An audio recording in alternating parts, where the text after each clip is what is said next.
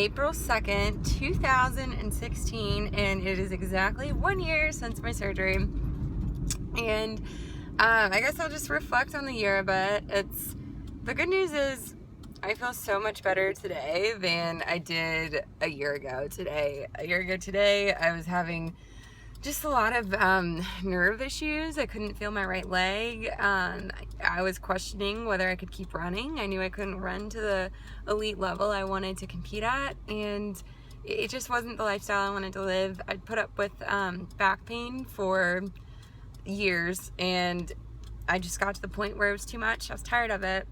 And a year later, I can say it was one of the best decisions I'd made. I'm feeling great. I've had relatively few incidences since my back surgery, and granted, I'll have some aches and pains every now and then, but they have been very infrequent, and I struggled more before the surgery with back troubles. So again, like, a year's gone past, I'm feeling so normal, and I'm very, very happy with the results of the surgery. A quick update on where I am with training and the rest of my running. So I mentioned last time I had a hip labral tear. It was very small, but it did set me back a little bit. So I've had troubles. Part of it was because my mechanics were a bit off, and I was putting more pressure on my hip, so the tear happened. The cortisone shot helped, and I have been able to get back into training. I wanted to be smart about it. I am redshirting this season, so that decision was made, and it's definitely the right decision. But at the same time, I'm doing everything I can to get back healthy, to get my hip strong and get all the muscles around my hip strong enough to support the tear. I'm not looking for another surgery anytime soon, so I'm doing all of the rehab and physical therapy I can to avoid 2 surgeries in 1 year. So I will be running track next year. I'm planning to run some races unattached next year as soon as I'm back healthy and fit. And I'm really excited about it. I'm excited about the chance to keep getting better. And my running, it has been a long year. And with the surgery to this level, it's not an easy comeback. It's been challenging at times. And I've really had to start from below ground zero, but I'm back now, and I still have a long way to go to perform at the level I want to again. But my workouts recently have been really, really good, and they're indicating a lot of growth for the future.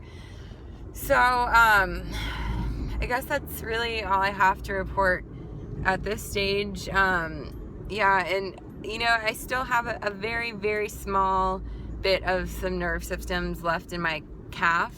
The only time I notice that is if I'm doing sets of calf lifts.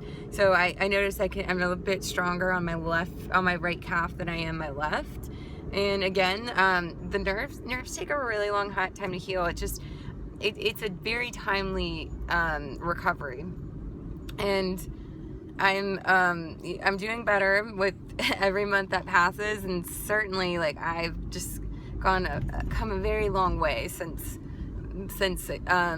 April 2nd a year ago. And for all of you that are going through this or considering a spinal fusion, just remember you're going to be a changed person in a year, and it's going to pay off.